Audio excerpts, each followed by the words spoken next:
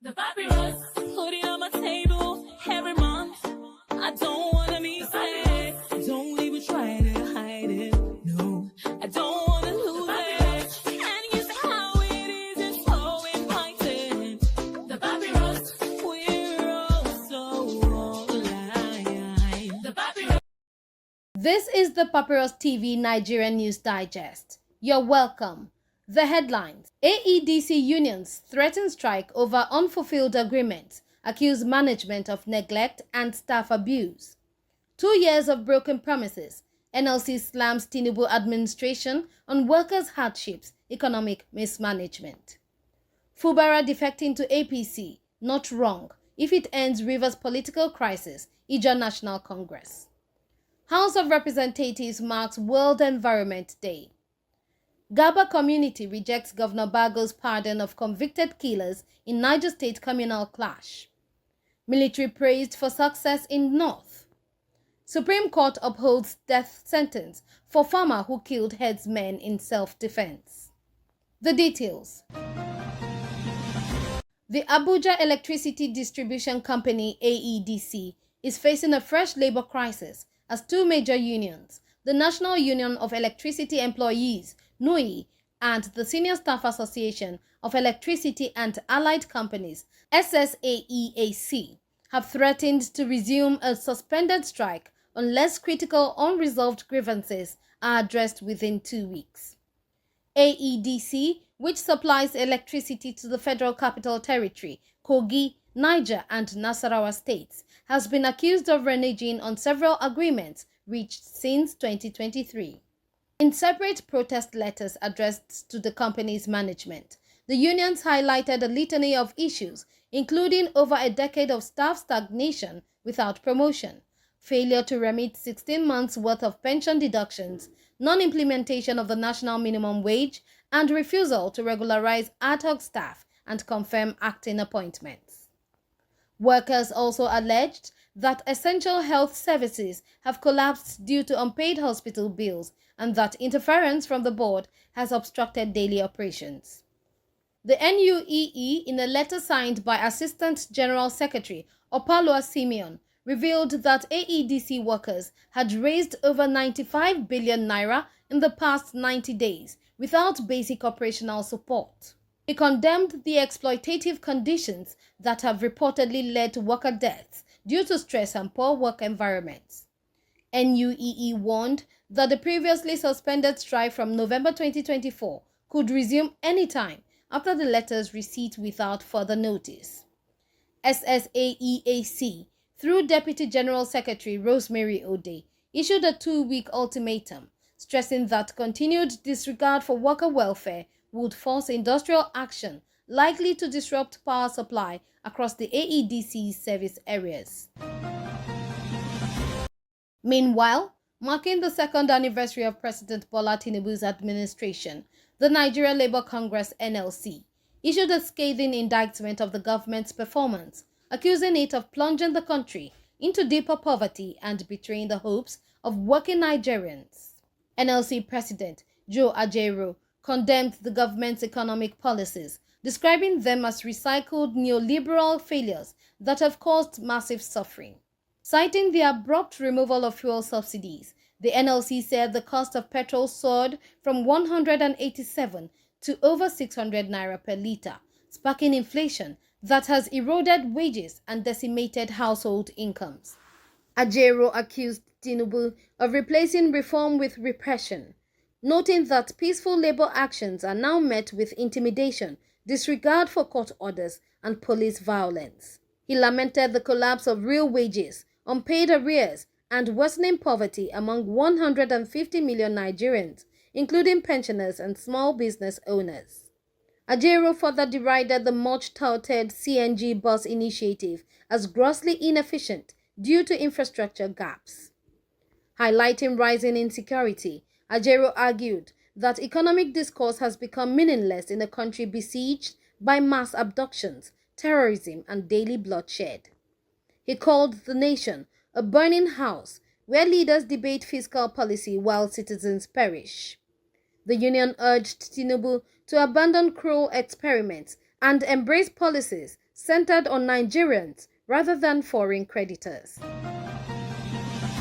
Continuing, amid ongoing political instability in Rivers State, Ijaw National Congress President Professor Benjamin Okaba has expressed support for suspended Governor Siminalayi Fubara's potential defection from the People's Democratic Party (PDP) to the All Progressives Congress (APC). In an interview with Channels Television, Okaba said such a move should be seen pragmatically, especially if it helps restore peace in the troubled state. Okaba criticized Nigeria's political system as a malutocracy, where parties serve merely as election platforms. He noted that politicians frequently switch allegiances without ideological grounding. Fubara's defection, he suggested, aligns with his earlier public pledge to do anything to restore calm to Rivers. The possibility of defection gained traction following Fubara's recent meeting with President Bola Tinubu in Lagos. Tinubu had on March 18 declared a state of emergency in Rivers State, suspending the governor, his deputy, and the State House of Assembly, and installing Vice Admiral Ibokete Ibas retired as the administrator. In other news, in commemoration of World Environment Day 2025, themed Beat Plastic Pollution, the House of Representatives has reaffirmed its commitment to tackling plastic waste and environmental degradation. Under its Agenda 8, Climate Change and Environmental Sustainability, the House has passed 27 environmentally focused bills out of 899 total legislations, about 3% of its total legislative output in 2 years. Among the landmark bills is the Endangered Species Conservation and Protection Bill, aimed at curbing wildlife crimes and preserving biodiversity. The House is also working on amendments to key environmental laws, including the Environmental Impact Assessment Act, the National Park Service Act, and the NOSDRA Act. The House Committee on Environment, chaired by Representative Mike Etaba, emphasized efforts to empower NESRIA and enforce compliance with environmental standards and international treaties. The House also vowed to pursue stricter controls on single-use plastics in urban areas to combat public health risks and sanitation challenges. Moving on, the Gaba community in Lavon local government area, Niger State, has strongly opposed Governor Umaru Bago's pardon of 11 convicts on death row for the murder of 7 Gaba residents during a bloody communal clash with neighboring Amfani village. In a petition by the Gaba Development Association, spokesman Issa Baba described the killings as the most heinous crime in Nupe history. The community accused the state government of abusing the prerogative of mercy, warning that the pardon undermines judicial integrity and insults the memory of the victims. The letter recalled how Gaba elders had prevented retaliation by youth and submitted to due process, only to be betrayed by the governor's decision. The petition urged Bago to reconsider the pardon, arguing that political convenience should not override justice or the sanctity of the judiciary.